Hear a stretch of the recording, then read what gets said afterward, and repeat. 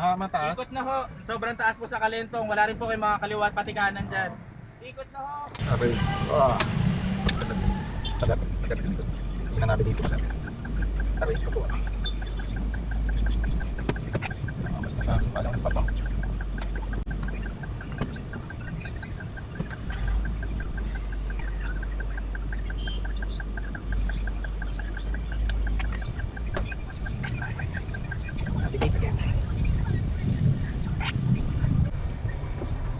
Saan bang best way para hindi baha? Dati kasi sir, anticipate namin na umuulan pero hindi ganito kabaha. Si ma'am try natin ng mga solo. Huwag na tayo ma'am. Ma-cosmain niya. talaga ng solo pagbaba. Pero hindi, Makati na yun.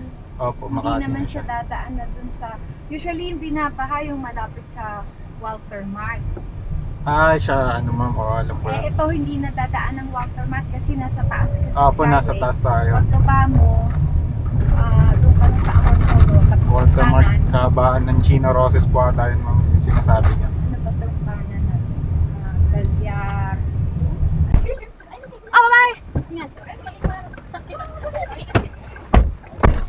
Ma'am, good afternoon. Ay, grabe na.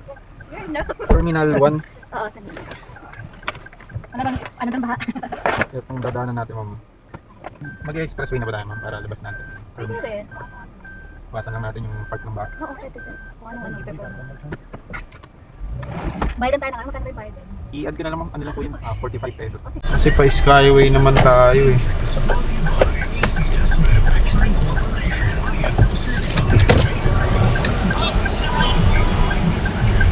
Bossing skyway!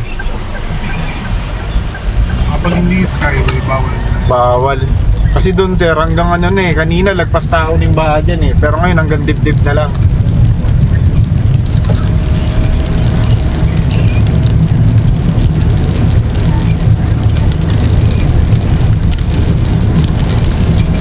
Kaya kung di tayo mag-i-skyway sir, malamang dyan pa tayo.